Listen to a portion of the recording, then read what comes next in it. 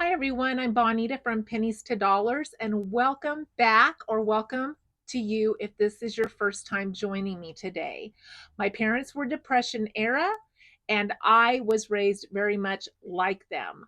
So I do a lot of things frugally, and I hope by sharing things with other people, maybe it will give you some ideas of things you can try. My best inspiration is hearing other people's ideas, and then I put my own twist on them, or it sparks another idea. So I'm going to share with you again this week the things that I did to save money. So I have it marked on my calendars, any cashback days that I am getting from credit cards, from Amazon, anything like that. If I have made a purchase and I know I'm going to have cash back, I have pinpointed it to the day that they release that cash back on my account. And then I download that and apply it to my statement before I pay my statement.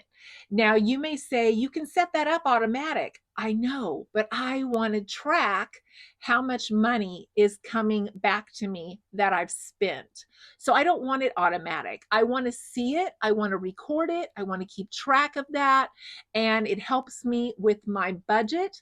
And so I am always on top of what days that happens for the accounts that I hold.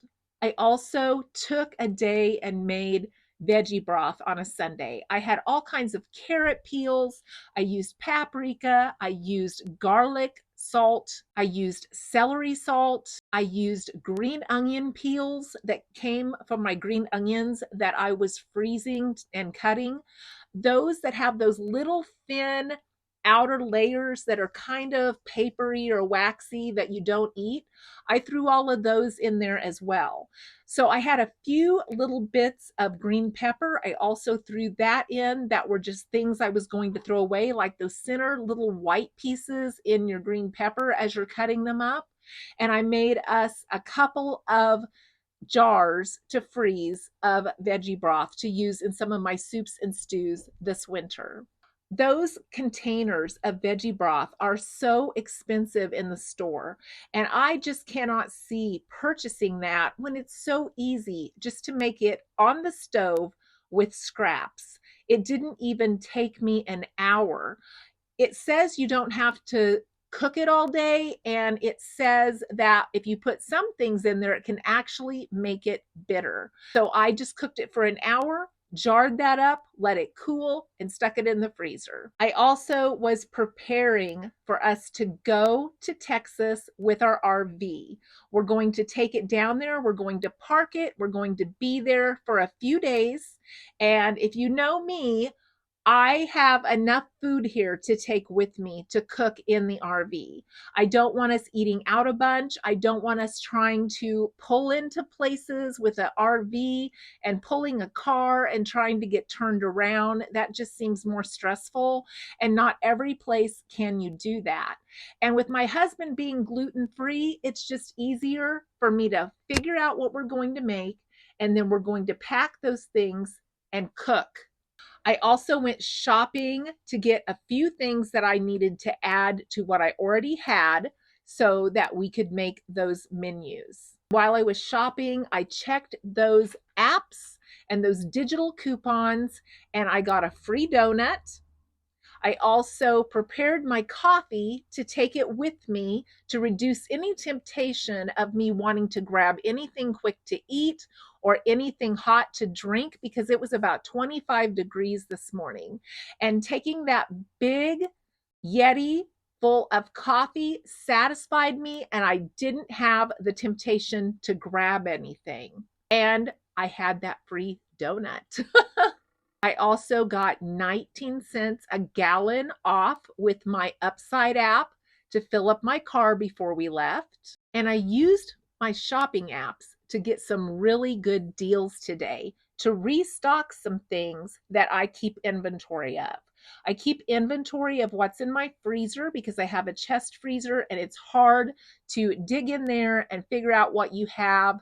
And a lot of times I was rebuying things. So now that I keep track of that, I do not have to dig in there to see what I have before I go shopping. I can just look at my little chalkboard that I made by the freezer and I can see what I need. And then I just watch for those specials, and that's the only time I restock. I don't buy things at full price. I find if I stay on top of that inventory, make a list, watch the sales and the special coupons, I can replace things and keep a certain number on hand so that I do not have to pay full price. And isn't that what we all want to do? So I was able to get an 18-ounce Dawn detergent to wash dishes by hand because we wash them by hand for only $1.99, and I got 4 of those. I was able to get a 12-pack of Diet Pepsi for only $3.99. Ever since pop went up, I cut back to 1 a day, and I just keep my eye on the sales to make sure that I don't ever pay full price, because I will not pay $7.99 or $8 for a 12-pack. So I am able to stay ahead of the sales by keeping an extra one. I also was able to take advantage of shredded cheese for $1.79 for 8 ounces. It was the store brand. I needed a couple more cheddar and a couple more fresh Parmesan. I put them on my inventory, threw them straight in the freezer. I also was able to get 16-ounce Oscar Mayer bacon for $3.99, and I got 4 of those because we were down to 1. And then, of course, I took pictures of my receipts, checked any rebates that I had on any of my apps, because I am saving up my points to help me purchase things for Christmas and to purchase gift cards. Then I came home and wrote down all of my purchases on my budget tracking, because I keep track of that very closely, especially now that I'm retired. I was doing this before. I've been practicing for a couple of years, and I am keeping track of everything I spend to make sure I don't go over budget.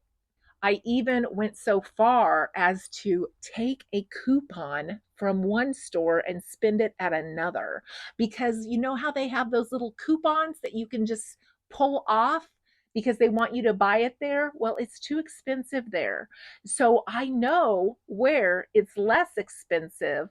It's the gluten-free tortillas, and they have skyrocketed this year. I have not figured out how to make them from scratch yet, but I have that on my agenda. So I bought gluten-free tortillas at Target, which is the cheapest place, with my red card, where I get 5% back, and I use that dollar off coupon that I got at another store. The merchandisers put them up there, and they're for your taking. And they don't care where you buy them. You can use that coupon anywhere. So when I see they have a really good sale like that, or a really good special, I grab a couple of those for the future. So the menus that we're going to eat are, we're going to have sandwich roll-ups, some lunch meat, and some toppings. I have some veggie straws for one meal, and I have some chips for another, because on our way down there, we're going to need lunch and dinner. And so we're just going to eat roll-ups both meals. Then I boiled some eggs at home to pack. We're going to have tuna salad and crackers one meal with some fruit. And maybe that doesn't sound really good for this time of year, but it's in the 80s down there. So I think it's going to hit the spot when we get there. I also packed fresh mandarin oranges, fresh apples, bananas to take with us in case we want to snack along the way. I threw in a handful of my frozen celery into my chicken broth jar that was already frozen, because I leave them about 3/4 of the way full when I put them in there so that they don't crack or break, because that will expand. So I threw in the rest of the container of chopped frozen celery, and I'm going to use that to make chicken and rice in my crock pot one of the days that we're down there, and I'm hoping there'll be enough for 2 meals. My husband is going to make a meatloaf one meal, and I took baked potatoes. We're also taking sour cream. We'll eat a vegetable on the side. I have some canned vegetables already in the camper stored. I'm taking coffee creamer, coffee, our own coffee pot.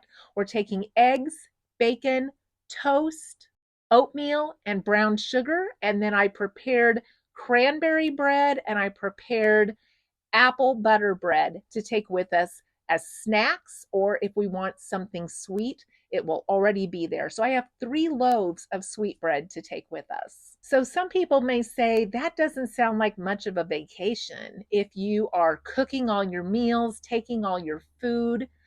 But since I'm retired and since I've been living like this for a while now to practice, I don't see a problem with it.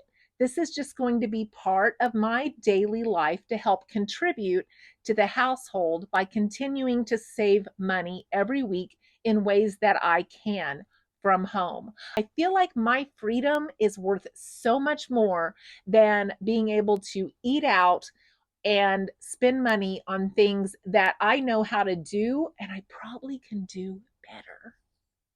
So I hope you've enjoyed this video this week.